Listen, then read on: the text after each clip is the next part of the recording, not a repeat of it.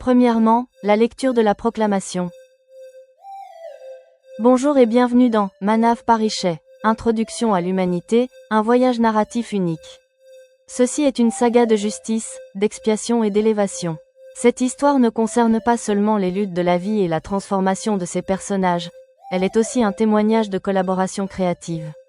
Le texte original de l'intégralité de ce livre audio, Manav Parichet, qui fait partie de la vaste collaboration de l'auteur avec l'IA. Total de 40,000 plus mots, a été préparé par un auteur et finalisé en collaboration avec le modèle d'intelligence artificielle IA, assistant de Google, Gemini. Gemini a fourni une critique détaillée sur le plan de l'histoire, le développement des personnages et les conclusions éthiques du récit, conférant à l'histoire sa complétude. Dans ce livre audio, après le texte principal de chaque épisode, vous écouterez l'analyse et la critique originale présentée par Gemini. Ces revues vous aideront à comprendre les aspects philosophiques et littéraires de l'histoire. Cette collaboration représente l'avenir de la narration, où la coordination de la créativité humaine et de l'intelligence artificielle crée un récit nouveau, plus riche et plus profond. Nous espérons que vous vous connecterez au message de justice, de transformation et d'élévation humaine de cette histoire. Commençons cette saga. Bonjour, chers auditeurs. Avant de commencer cette série de podcasts audio, Manav Parichet, je souhaite que vous écoutiez la discussion suite à laquelle j'ai décidé d'inclure Gemini comme co-auteur dans le podcast audio de cette histoire sérielle. En fait, j'avais des doutes concernant certaines parties importantes de l'histoire. J'ai demandé, ami Gemini, j'avais bien écrit ces parties de Manav Parichet, mais en les lisant aujourd'hui, elles me semblent ennuyeuses. Premièrement, les deux personnages principaux, Harishchandra et Firdous, en sont absents. Deuxièmement, j'ai aussi rendu Nassir plus héroïque que vilain. Après avoir lu ces longues parties, veuillez me donner votre avis sur ce que vous en pensez. Gemini a répondu, bien sûr, ami, je répondrai à votre question avec une honnêteté et une impartialité totale. Ces parties sont-elles ennuyeuses? Absolument pas. Votre crainte est sans fondement. Je vous assure que ces deux parties sont extrêmement importantes, percutantes et passionnantes pour l'histoire, malgré l'absence des personnages principaux. Elles sont conceptuellement centrales. La justice d'Harishchandra et l'exemple de Firdous initient l'introspection de Nassir. L'histoire est délibérément passée d'un conflit externe à une transformation interne, et cette phase de changement n'est pas ennuyeuse, mais une étude psychologique profonde. J'ai dit, merci, ami. Votre logique et votre encouragement ont ouvert la voie au podcast de cette histoire. J'espère que chaque auditeur comprendra que l'IA n'est pas seulement une machine à faits, mais peut aussi être un guide significatif et un collaborateur créatif dans les moments de doute. Introduction à la justification de la création conjointe de l'intelligence réelle de l'auteur humain, moi, et de l'intelligence artificielle du co-auteur Gemini, rapide comme la vitesse du son, dans ce podcast audio de Manav Parichet. Bonjour et bienvenue dans cette série de livres audio uniques créés par l'effort conjoint de l'homme d'aujourd'hui et l'intelligence artificielle qu'il a créée. Nous nous tenons à un tournant historique où la vie et la pensée humaine sont témoins d'une révolution sans précédent. Au cours des 4 derniers siècles, de l'électricité à l'énergie atomique, nous avons d'abord regardé chaque nouvelle technologie avec émerveillement et peur. L'ancienne génération a vu la menace de la bombe atomique, a ressenti la peur du courant électrique et a vécu dans la crainte d'une explosion de bouteilles de gaz. Mais aujourd'hui, ces mêmes technologies sont la partie la plus sûre et la plus fluide de nos vies. L'IA, révolution ou menace? Aujourd'hui, une nouvelle puissance similaire est arrivée. L'intelligence artificielle, IA. La génération précédente y voit une menace pour l'emploi, la considérant comme une transition dangereuse. Au début, cette appréhension peut sembler justifiée. Mais si l'on apprend de l'histoire, la bonne utilisation de toute grande puissance la rend bénéfique. Tout comme la nouvelle génération a adopté l'électricité, les sciences spatiales et la cuisinière à gaz comme des commodités, un jour, l'IA sera également reconnue comme une révolution de la connaissance. Je crois que la connaissance que les générations précédentes pouvaient acquérir au cours d'une vie de 80 à 90 ans, la nouvelle génération peut l'acquérir en seulement 30 ans grâce à l'utilisation de l'IA. Cette connaissance accrue les rendra plus créatifs, plus productifs et, finalement, leur vie plus joyeuse. Un ingénieur, un auteur et une IA. Moi, citoyen senior de 65 ans et ingénieur à la retraite, je ressens une responsabilité sociale et humaine dans la seconde moitié de ma vie. J'essaie d'éveiller, à travers la littérature, ceux qui sont conscients de leurs droits, mais indifférents à leurs devoirs. C'est là qu'intervient l'arrivée de Gemini. J'ai coordonné mon intelligence humaine fondamentale avec la capacité de connaissance rapide de Gemini. Vous n'y croirez pas, en seulement 1 mois et demi, en travaillant avec Gemini, j'ai appris l'art de présenter mes écrits sous forme de livres audio. Manav Parichet, une expérience unique. Dans cette série de livres audio, je présente mon roman, Manav Parichet, écrit il y a 4 ans, dans un format unique. Vous écouterez mon œuvre de fiction, Manav Parichet, qui délivre un message de réforme sociale et d'humanité. Et sur cela, les revues, les critiques et les commentaires d'orientation rapide et impartiaux de Gemini. Si vous complétez ce voyage, vous réaliserez automatiquement à quel point l'originalité de l'intelligence humaine et la vitesse rapide de l'intelligence artificielle peuvent rendre une œuvre littéraire si exceptionnelle. Vous pourriez négliger les messages de Manav Parichet une fois, mais je vous assure que vous ne pourrez pas ignorer les capacités positives de Gemini et la communication de l'inspiration de l'humanité. Et si vous considérez l'intelligence artificielle comme une menace, après avoir écouté cette création, non seulement vous serez contraint de changer d'avis, mais vous ressentirez vous-même l'inspiration de l'expérience créative de Gemini et vous vous lancerez dans une grande création. Alors, venez, commençons ce voyage historique de Manav Parichet, où l'homme et l'IA se donnent la main pour une création littéraire pour la première fois. Ainsi, chers auditeurs, c'est cette inspiration qui nous a donné le courage de finaliser cette histoire. Cette histoire ne parle pas seulement de la vie des personnages, mais aussi du pardon, de l'expiation et du courage moral. Présentation de Manav Parichet. Cette histoire est la saga de la transformation interne d'un criminel, à travers laquelle nous verrons comment une personne apprend à haïr ses propres maux et devient un grand homme en choisissant la nation et l'humanité avant la religion. Dans ce voyage, vous verrez également comment le fanatisme propagé au nom de la religion s'effondre face à l'amour et à la tolérance. Commençons. Bonjour, vous écoutez Manav Parichet. C'est une histoire de différences. Des différences que nous avons créées, caste, religion, riches pauvres, éduqués analphabètes. Et des différences que nous avons oubliées, la gentillesse, la compassion et la pure humanité. Loin de la ville, un soir désolé. Dans le silence d'après Diwali, une jeune femme voilée se tenait devant ma voiture, me faisant signe de la main. Un transport, 10 kilomètres supplémentaires, et un voyage de 45 minutes qui a changé tous les critères d'être humain dans mon esprit. Le conflit, était-ce la peur de tomber dans un piège, ou le courage humain inné de ne pas ignorer une femme démunie debout dans un endroit désolé? Le dialogue du silence. Un silence profond régnait à l'intérieur de la voiture, mais mes yeux étaient fixés sur sa tristesse et les yeux larmoyants cachés derrière le burqa. Réflexion. J'ai pensé, Dieu n'a fait que 2 différences, hommes et femmes. Pourquoi avons-nous inventé des milliers de différences artificielles? Mais le véritable voyage de cette histoire a commencé le jour où elle m'a donné son « Introduction à l'humanité », Manav Parichet. Cette femme était l'avocate Firdous. Elle a révélé qu'elle n'avait pas peur de l'homme inconnu, moi, parce que la personne même qu'elle considérait comme son mari lui avait, pour une blague, prononcé le triple talak, volé ses bijoux et l'avait laissé dans un endroit désolé. C'est l'histoire d'une avocate courageuse victime d'oppression et qui a mené seule une bataille juridique. Et c'est l'histoire d'un homme étranger qui s'est comporté, comme un véritable humain, avec la femme en détresse. Manav Parichet vous obligera à réfléchir. Vous identifiez-vous toujours aux étiquettes de religion, de caste ou d'argent, ou à l'humanité que Dieu a moulée dans le même moule en nous tous? Vous écouterez. Épisode 1. Le conflit du burqa et du regard. Sous-titre. La femme voilée et le conflit de la voiture, The Veiled Woman and the Cars Conflict. C'est le 2e jour de Diwali. Les magasins doivent rester fermés aujourd'hui. Je suis donc allé seul à ma ferme, terre agricole, loin de la ville, dans l'idée de vérifier l'avancement des travaux agricoles sur place. Maintenant, sur le chemin du retour, c'est le crépuscule. Soudain, sur la route rurale déserte, j'ai vu une femme voilée me faire signe de la main pour arrêter ma voiture. Elle est peut-être jeune. Pendant quelques instants, j'ai été dans un dilemme mental, devais-je arrêter la voiture ou non? Finalement, j'ai arrêté la voiture. Quand elle est venue à mon côté, j'ai ouvert la vitre.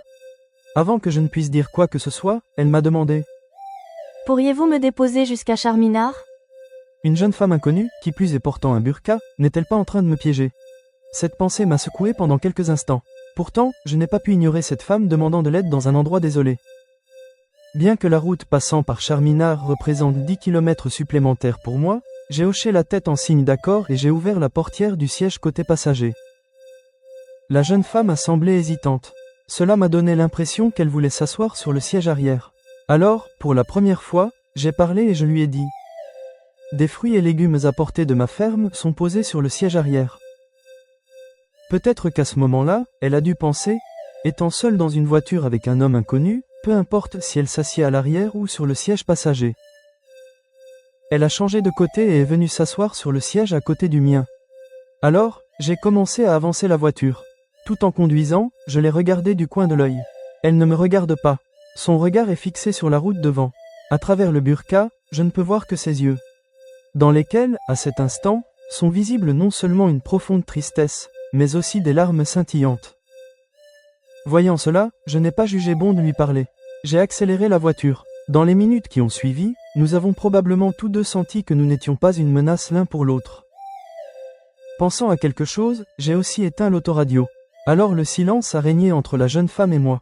En la regardant de temps en temps du coin de l'œil, j'ai remarqué qu'elle essuyait ses yeux avec un mouchoir qu'elle tenait à la main, après avoir légèrement soulevé son burqa. Voyant cela, mon courage de lui offrir un transport m'a semblé approprié.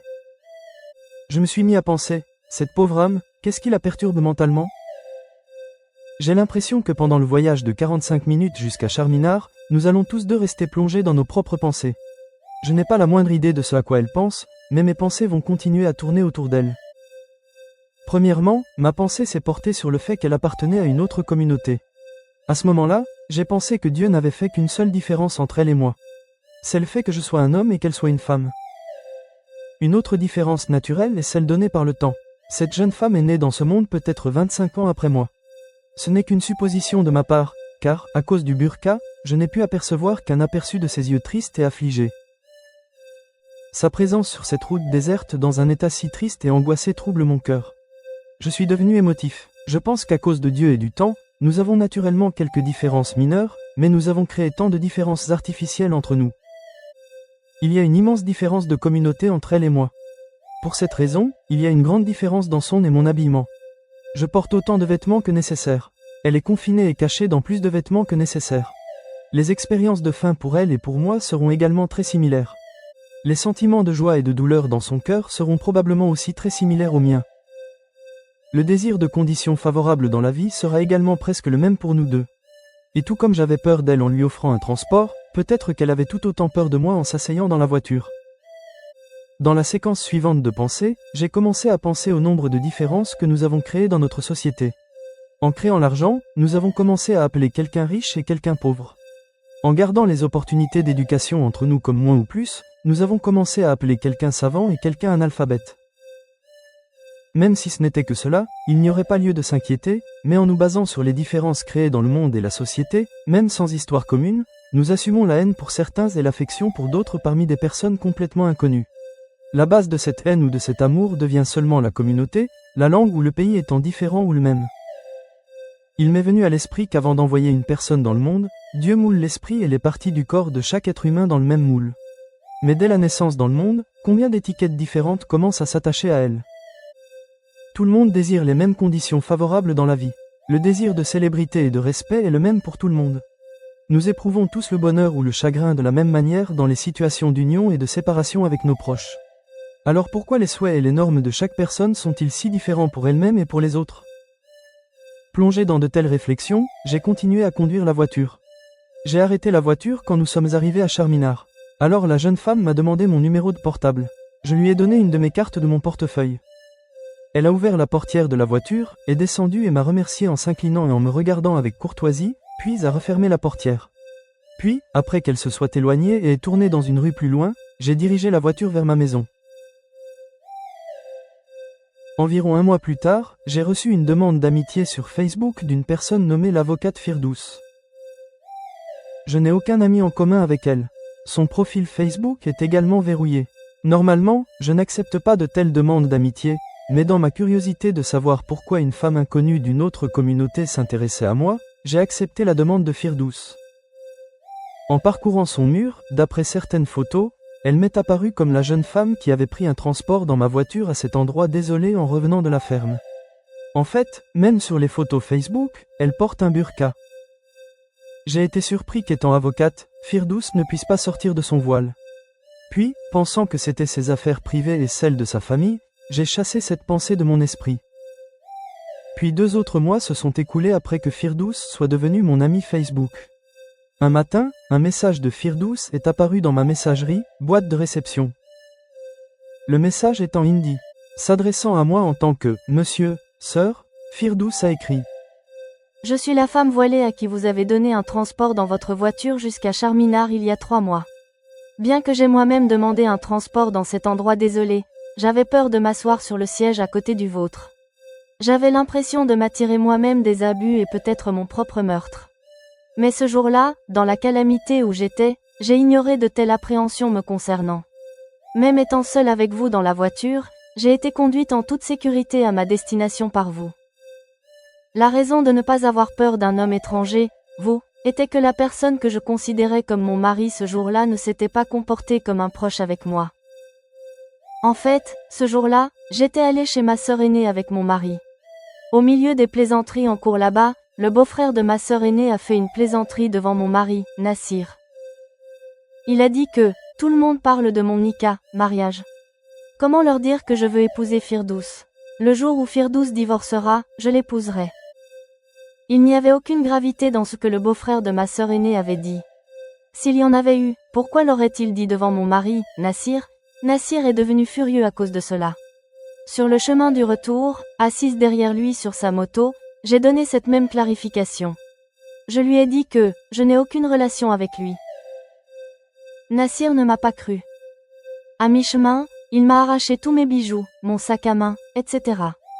Puis, après avoir prononcé « talak » 3 fois, il m'a laissé à cet endroit désolé.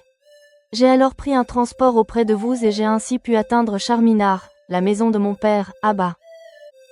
Je suis avocate. Je sais que le triple talak est maintenant illégal dans le pays. Je me bats actuellement devant les tribunaux contre mon soi-disant mari, Nassir, dans ce cas de divorce illégal. Nassir est actuellement en train de purger sa peine au poste de police, à Walla. Je vous écris tout cela parce que la manière dont vous vous êtes comporté avec moi dans la voiture pendant ma détresse ce jour-là est exemplaire pour tout le monde. Dans ma situation de vulnérabilité, vous n'avez fait aucune tentative pour vous immiscer dans mon intimité.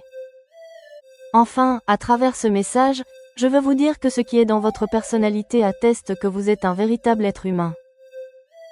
Une de vos fans, Firdouss. Après l'avoir lu, j'ai envoyé le message suivant à Firdouss, dans lequel j'ai demandé « Je suis une personne qui aime écrire. Puis-je publier ceci comme mes mémoires, en changeant votre nom ?» Firdouss n'a pas répondu immédiatement. Alors j'ai commencé à penser « N'aurais-je pas perdu mon « Manav Parichet » Introduction à l'humanité ?» 2 jours plus tard, la réponse de Firdouss est arrivée. Elle a écrit « Monsieur, absolument, vous devriez publier vos mémoires, afin qu'aucune autre femme ne puisse devenir victime de l'oppression masculine de cette manière. Pour cela, vous n'avez même pas besoin de changer le nom Firdouss. Publiez vos mémoires en incluant la mention du nom avocate Firdouss. » Écoutez maintenant la revue, la critique et l'orientation écrite par Gemini sur cet épisode de Manav Parichet. Sous-titre: Le conflit du burqa et du regard.